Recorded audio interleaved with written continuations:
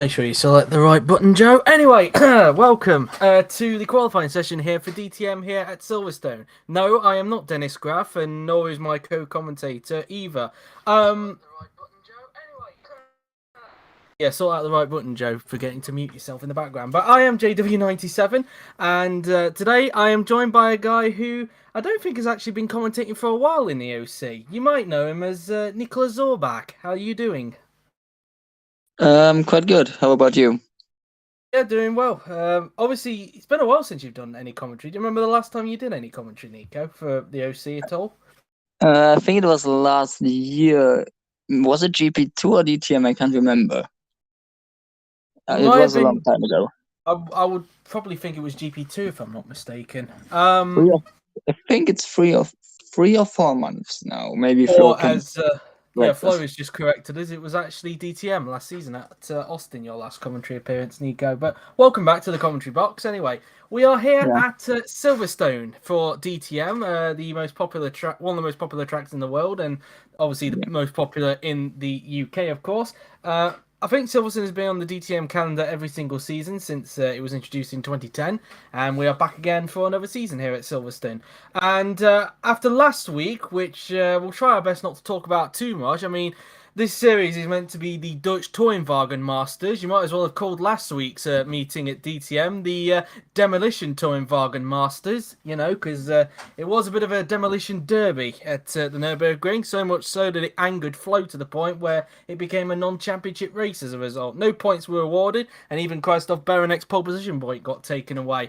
Hopefully, we don't have that here at Silverstone, although there probably will be one corner that could be a little bit of an issue, or two corners. But hopefully it's not as chaotic as what the Nürburgring has been in the past, which I can tell you for a fact is probably more likely going to get removed after that catastrophe. Flo, as we speak, is currently looking for replacements right now.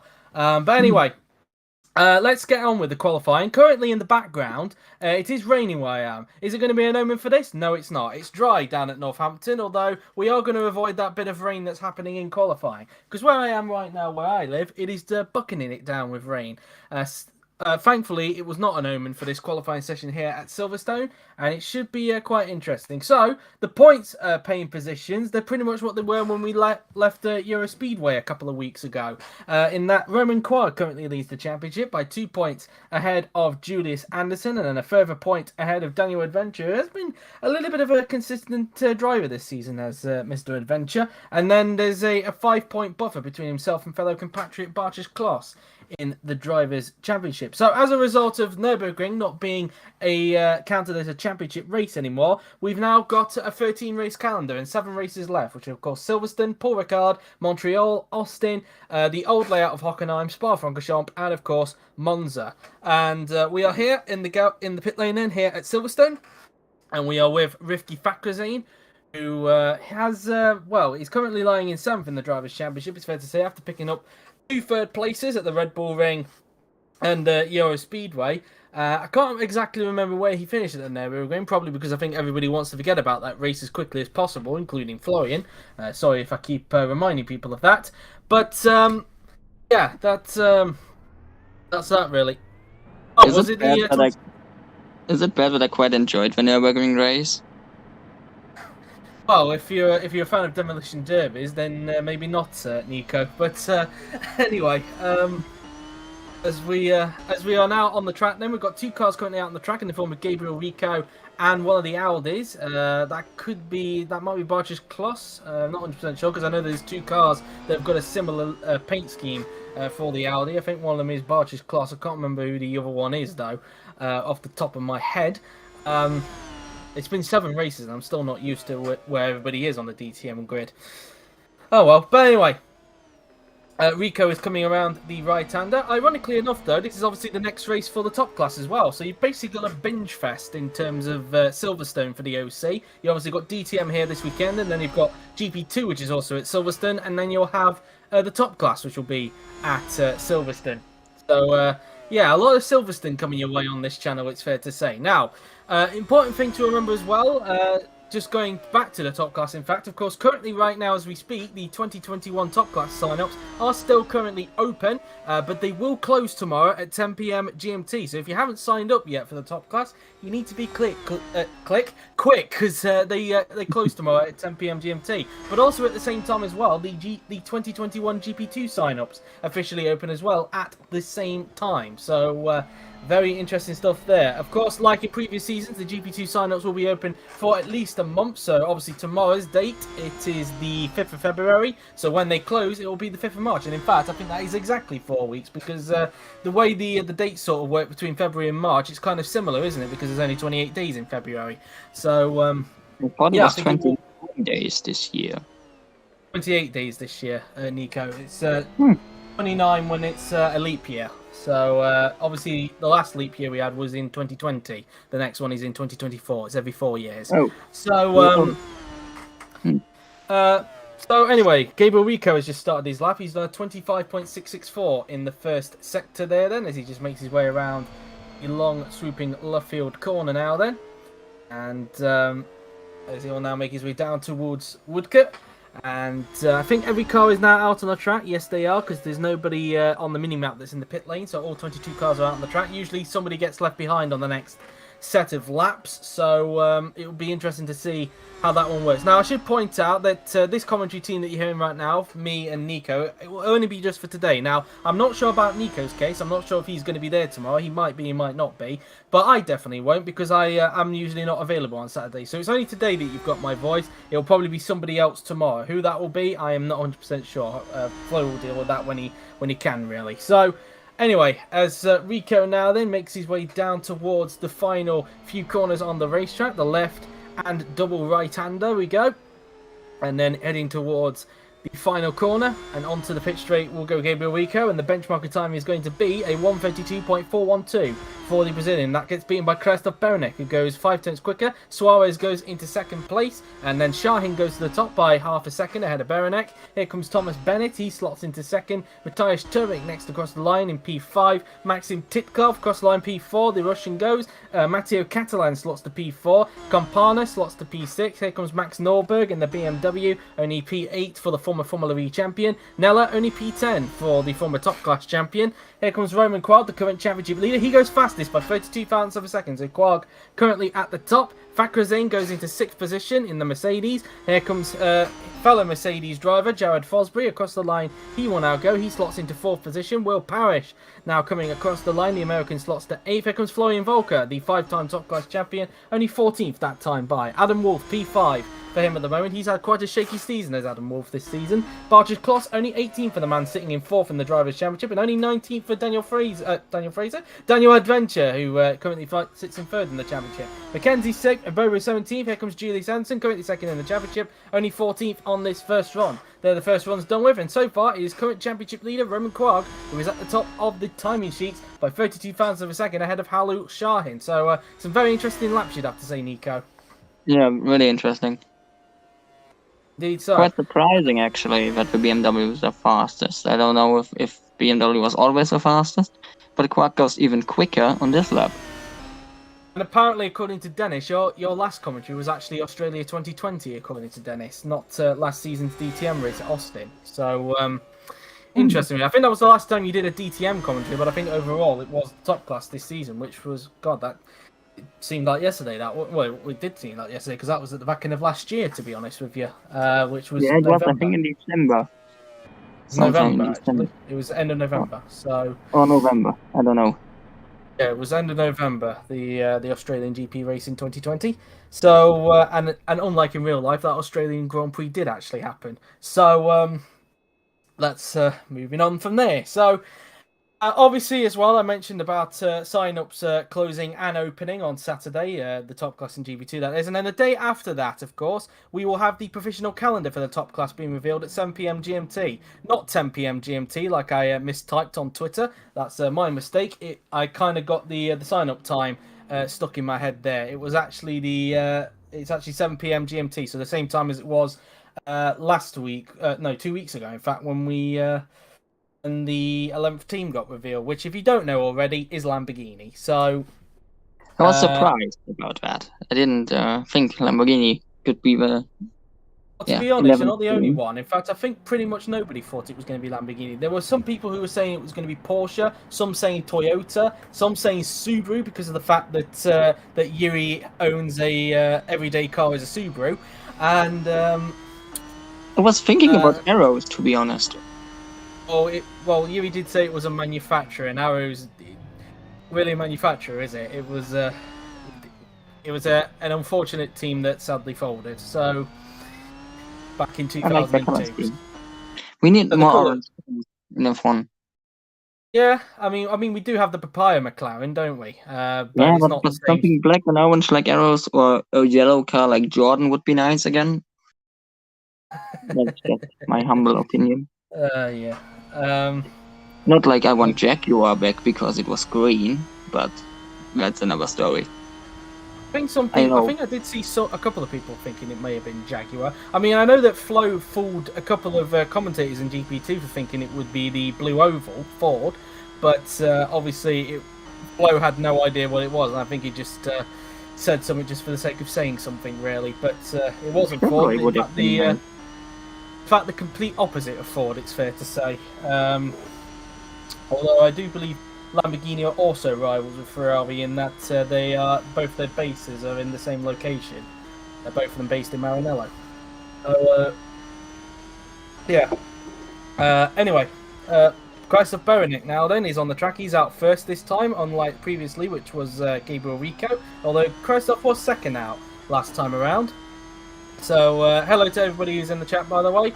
As Christoph Beranek starts his second flying lap as Beranek makes his way through the first two turns on the racetrack. Is he going to get held up by that car in front, which I believe is Bartosz Kloss in a similar livery to Audi, and it looks like he is because he had to lift off the throttle there going through into turn 3 and just going around turns 4 and 5 on the racetrack, and it is Bartosz Kloss as Beranek will get some slipstream down the straight, but he'll already have the time lost from him because of the him having to lift off the throttle coming into turn 3 there as Beranek tries to find a way through on Kloss into Brooklands there, but Kloss saying no to that, so Berenek's lap getting even more compromised at this point. So we're now going to take a look at Maxim Titkov, who finds himself 41 thousandths off of Quag in the first sector, although he is down on his personal best. So that kind of suggests really there that Quag's first sector wasn't really that good, and the remaining laps were an absolute. The remaining part of the lap was an absolute blinder for the Frenchman. As Titkov now then goes down towards Copse Corner, using a lot of curb there and then a lot on the outside before making his way towards Maggots and Beckett. Let's see what his second sector is like compared to Quag, and he's 3 tenths down that time by, and he is up on his personal best, so he did gain time on himself in the second sector there, so he has found a little bit more time to find in that middle sector as he now comes down Hanger Straight now then before making his way towards Stowe Corner. Right next to it, of course, is the Stowe circuit of Silverstone. Around Stowe Corner we go as he just misses the curb on the outside there. Now braking towards the final 3 turns of Vale and then into the double right-hander of Club, and now heading down towards the renamed Lewis Hamilton Straight. Let's see what Titkov can do now then as he now comes across the line and he goes into 11th position as Wolf behind him starts on a lap. Bennett does not improve, over a second off of Quag overall there. Turwick is currently up on his personal best. Turwick at the moment finds himself down in 16th position, so let's see what this is going to do. Can it propel him into the top 10? Let's see. The Polish driver now coming across the line, and no, it doesn't. He improves, but only up to 15th position. Campana crosses the line, goes up to 3rd. A brilliant time there for the American as Max Norbert crosses the line to go into 8th. Jared Fosbury slots into 4th position as Gabriel Rico crosses the line to go into 6th. So a lot of improvements coming the way. Here comes Will Neller. Across the line he goes, only 19th for him at this point in time. Halil Shahin is not up on his personal best, so at the moment he's not able to try and reduce the gap a little bit further or even get above Roman Quag at the moment as he currently sits in 2nd position, the man who actually won the non-championship Nürburgring race, but unfortunately no points counted towards that. Shahin doesn't improve. Suarez lost time in the last sector, and he doesn't improve either. Catalan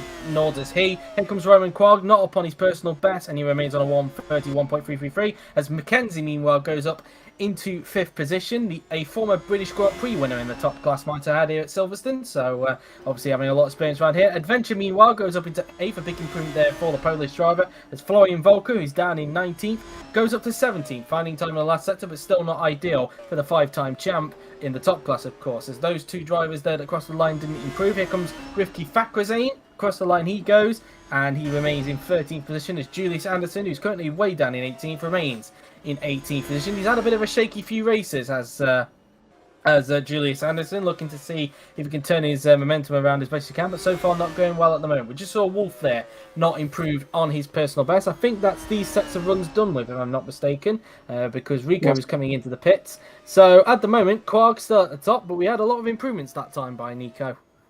Oh yeah, the track is getting back faster and faster, and maybe someone will put Quark out of pole position. And hello, speaking of which, hello Roman Quark in the stream chat, the current championship leader currently joining us in the stream chat. Of course, Roman desperate to get himself back in the top class. Could he be back in 2021 when we have the start of the fantasy era? Who knows, really? I think so.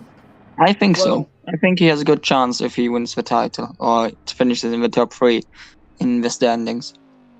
We'll have to wait. Well, we'll have to wait and see, of course. Who knows, really, if he has chose wisely or if he's got some stiff competition. I mean, Quark has been quite unlucky in the past few sign-ups. He's had stronger competition, so he'll be hoping that's not the case this time by.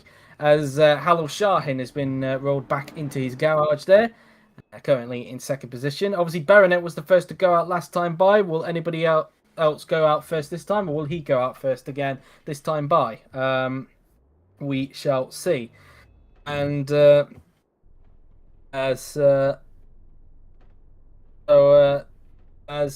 Rob, that is correct. There will be a Team News preview episode on Tuesday. That is correct. And I should point out, of course, for anybody who somehow didn't see the last episode, of course, the brand new looked GP4 OC news, because, of course, we've got a new layout for the OC this season and brand new music. And no, I did not die from that explosion before anybody types, including you, Flo, because I know you're going to type that. So, Titkov is the first out of the track.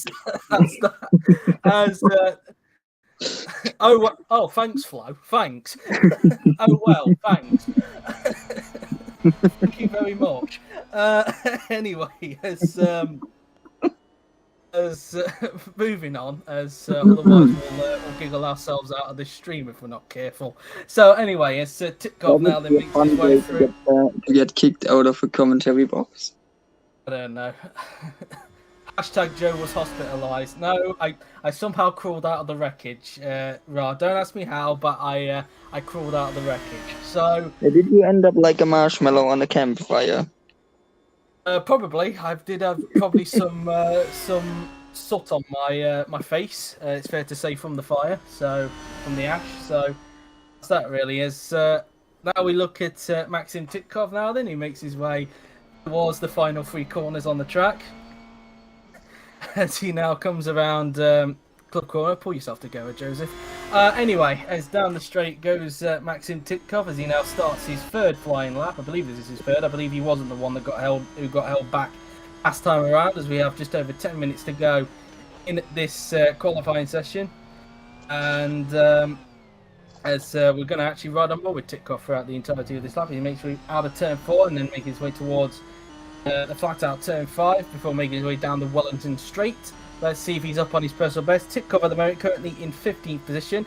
52 thousandths off of Krag in the first sector. I did mention earlier on when Baronet did his lap that we have a suspicion that Krag's first sector wasn't that particularly strong. It was probably in either sector 2 or 3 where he gained most of his time, where he was able to get to the top of the timing sheets. As Titkov now then makes his way through Cop's Corner now, then just a little lift of acceleration in the middle there before making his way through towards Maggots and Beckett, through the left, then the right, and then into the left. He did lift off a bit there through the second part of Maggots there. He is up on his personal best in the middle section. You can see there on the top right, just on the left of the fuel indicator. Down the hangar straight then goes the Russian, as the runner-up from 2017 in GP2 makes his way towards Stowe Corner.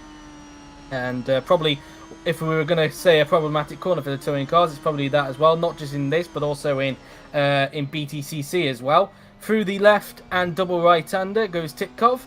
And let's see what the Russian can do then as he makes his way down the pit straight and across the line will go Maxim Titkov, and he does not improve. Remains in P15 at this point in time. As I think Flo might have disappeared for the moment because we're not flicking to the next driver. As Oh, in fact, there no. was as now he's alive. Now we look at Berenek now. Then who's going down the straight, and he does not improve. Here comes Mateusz Terwick, and he goes up to 16, finding some time there in the last sector. As Norberg is currently holding up Will Parrish at this point in time. As Norberg now then comes around the final turn onto the pit straight we go, and he does not improve as Parrish starts his lap, although I do feel he is going to get compromised a bit by Norberg in front. Yeah, Campana. good attempt at that lap. Yeah, indeed, as Campana remain in third. As now we look at Jared Fosbury. The Fosbury era, as everybody nicknames him, is currently in fourth position, currently having a good qualifying in front of his home crowd.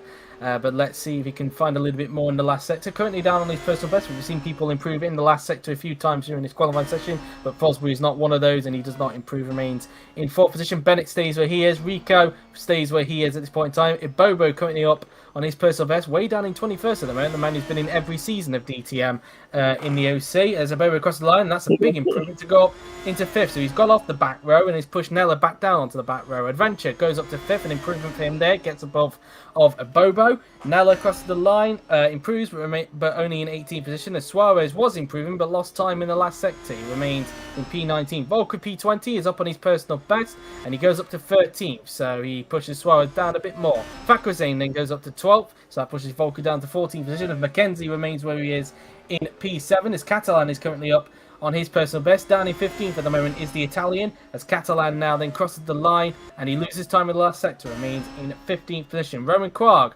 crosses the line and only 2 tenths off his personal best at the moment, remains on a 131.333. Here comes Will Parrish, who we believe got compromised by Max Norberg on this attempt. Parrish crosses the line, no improvement for the American. As meantime, we look at Kloss, who's up on his personal best. Kloss currently in last position at the moment, over a second behind Roman Quarg, through into Vale and then into the double right-hander of Club. And now using quite a bit of curb on the outside there, through the final turn and onto the pit straight, then goes Barch's Kloss. Can he improve? He can, but only up into 15th. So he pushes Anderson, in fact, down into last position. Anderson's miserable looking qualifying so far. Continuing at the moment for the Swedish driver, so that's not good for him at this point in time. Hello, Rosetta and Jafari has just joined us in the chat, and I've noticed that Ra's username on YouTube is just shrunk to just Ra, because I think it did used to have numbers and symbols on his name, but now it's just Ra. Yeah, that's that really. Yeah, so anyway, we're now back into the garage. I think the next runs we might get maybe the final runs in qualifying, but I could be wrong on that, and I think I might be, because Julius Anderson is coming out on the track with just over 5.5 minutes to go. So we'll wait and see on that one, but it could be. We'll have to wait and see. But Julius Anderson, of course, needs to get out there because he is down in last position, 8 tenths off his nearest rival in the championship, Roman Quarg, who's currently at the top of the timing sheets. So through into turn 3 and then through turns 4 and 5 we will go. Joe, I have a question for you. What is your favorite Silverstone layout, the old one or the new one? Oh, good question. Well, it depends what you mean by old one, because there's been several old ones in the past. I'm presuming you're going to mean the one that was used in 2009. One that was used in 2009, I presume you mean Nico. Yeah, the one under the bridge. Well, I've obviously been to races with both layouts, so I've obviously been up close to both layouts. I obviously went to the British Grand Prix in 07 and in 2013, and I believe, if anybody who doesn't know, I think I'm actually going to the British Grand Prix this year as well. So just thought I'd mention that. So, but in terms of my favourite, I personally don't mind. I think both of them have got their strengths and weaknesses, to be honest. Obviously, everybody, from what I know the drivers love the old bridge corner because of how much of a challenge it was back in the day, especially when it was wet. But the new one has got its own characteristics as well. In that, yeah, it's just got its own characteristics as well, in a way. So I think they're both just as equal, personally, and I'm not saying that because I'm British. I just think they're both just as good as each other, really. I don't think one outweighs over the other, personally. Yeah, I would like what I would like to see is if they have a Silverstone doubleheader in the future, maybe, we don't know. That they could use one starting line on the first one and the other one in the second. Yeah, I mean that could be a different way of approaching the first corner. Obviously, I don't think they'd be able to revert back to the old '09 layout anymore because they'd need to dig up the tarmac and relay it again, basically, because it's now basically a public footpath for race days. Really, the public walk on it is where usually most of the music festivals are usually held at the track. So.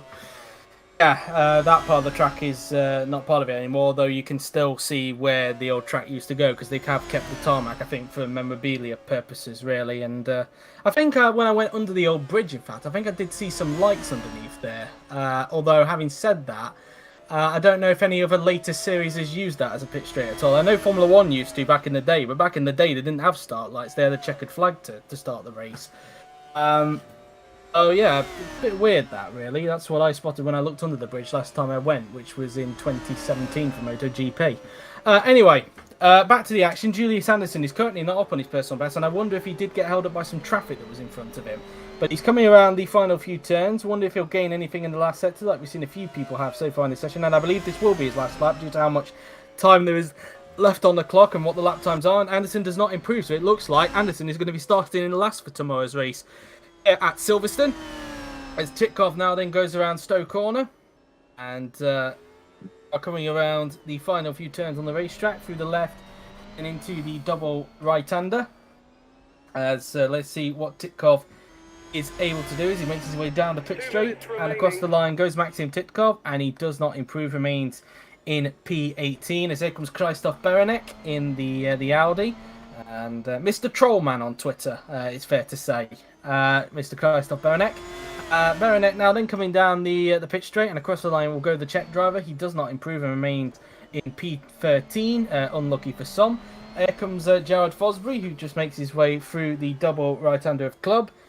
Not up on his personal best at the moment as Fosbury makes his way down the pitch straight. Across the line he goes and he remains in P4. So far, very good qualifying for him as Kloss starts his next lap, as well as Quarg, in fact. Quarg looking to see if he can improve on his 1 minute 31.333. Turwick across the line remains where he is at the moment. Nolberg goes up to 10th. He gets himself into the top 10. Davy Suarez improves, but only up into 18th. He's, in fact, the devil's phone number behind Roman Quarg at the moment, 0.666. So don't even attempt to call that on your mobile phones. So anyway, as Lean Campana makes his way down the pit straight, and no improvement for him. Florian Volker, across the line he will go. He's currently in 14th position, and he remains in 14th in this session, as Daniel Adventure remains in 5th. Gabriel Rico remains in P9, currently in the top 10. Victor Iboa across the line stays P6. Mackenzie improves, but remains in P5. 200ths off of Jared Fosby, as Bennett doesn't improve. Nella doesn't improve either, so he's going to be starting on the back row with Julius Anderson. Rifki Fakhrizadeh crosses the line. He will go. The Indonesian crosses the line to go up into the top 10. He gets into P10, so pushes Norberg down into 11th. Parrish is not up on his personal best at this point in time. The American just negotiating through Stowe Corner now then, as he will now make his way down towards Vale and Club, the double right-hander of Club that is, through the left and then into the double right-hander we will go. Now into the final corner. Now onto the pit straight will go Will Parrish, and across the line goes the American, and he does not improve, remains where he is at this point in time. Same with Matteo Catalan. The checker flag is now out. That signifies the end of the session. Bartosz Kloss across the line. He will go in the Audi, and he remains where he is at P15. Roman Quarg not up on his personal best and remains on 1 minute 31.333. Shahin, the man currently in second place, not up at the moment. Unless he performs a miracle in the last sector, it looks like he's not going to dethrone Quarg off pole position. Shahin crosses the line, and well, he did improve, only a 1,000th off of Quarg in the end there, so he did find some time in that last sector, did Halil Shahin, to be only a 1,000th behind Roman Quarg. So close to getting pole there in the end for Halil Shahin. That could have been vengeance after not getting points in the Nürburgring, due to that being a non-championship race. But in the end, after a tight margin, it is Roman Quarg who is going to be on pole position for tomorrow's race at Silverstone, but he nearly lost it in the end to Halil Shahin, only a 1,000th covering the two of them and the top two, and even Lean Campano is only 75 thousandths behind Quarg overall. So yeah, very close in the end between the top two, Nico. Yeah, and every car is in 1 second of each other. Like the whole grid is in 1 second between Quarg and Anderson, or under 1 second, but still quite close. Indeed so, but that is qualifying done with. I guess we just need to wait for a few more cars to go back into the pits because they crossed the line before the checkered flag came out, and then we'll get the message saying qualifying over, and then we'll head back to the main menu, which it does now, in fact. So here we go then. Oh, can someone please measure out the gap between the two leaders, between Quark and Shaheen, please, in centimeters? I think. I don't know. Somebody will probably translate that on Google if they've got a chance. I might research it after this. But anyway, let's go through the grid then. We've got Roman Quark in P1. He's going to be starting on pole with Halo Shahin in second. Lincoln Campano in third with Jared Fosbury fourth. Jay McKenzie in fifth with Daniel Adventure sixth. Victor Bobo in seventh. And then it's Thomas Bennett in eighth. Gabriel Rico in ninth. Ripke Fakrazin in 10th. Max Norberg in 11th. And if you want, Nico, you can read the rest of the results. And then Wolf finishes in P12 for quite a good qualifying for him, I would say. Christoph Bravenek in P13, then Florian Wolfer in a disappointing P14, with Bartosz Kloss in 15th, Catalan in 16th, Will Parrish in P17, Davy Sardas in P18, Maxim Titkov in 19th, Terwig in 20th, Will Neller and Julius Anderson will complete the grid. Indeed so. A lot of work for Anderson to do tomorrow, given that he's going into this race. He's Quark's nearest rival in the championship. Well, there you have it then. That has been the qualifying here at Silverstone. A very, very interesting qualifying and very, very close in the end. Shahin nearly grabbing the pole off of Quark, but in the end, Quark just hold on by a thousandth of a second to take pole position for tomorrow. Can he get what I believe would be his second or third win of the season? I'll have to double check that before we go off the air. In fact, we've got a championship standings on here anyway, so I don't need to go on the internet for that one. It would be his second win if he wins at Silverstone tomorrow. Can he do that? We'll have to wait and see, of course. But that has been it then, guys. I hope you have enjoyed it. Of course, I'll not be here for the qualifying tomorrow, for the race tomorrow, because I'm usually not available on Saturdays. I'm not 100% sure with Nico. He might be here tomorrow. He might be not. We'll have to wait and see. But until then, I have been JW97 or Joseph Willows. He's been Nicholas Zorbach. And as for DTM, we will see you tomorrow at 7 p.m. GMT for the DTM race here at Silverstone. Until then, good night. Good night, guys.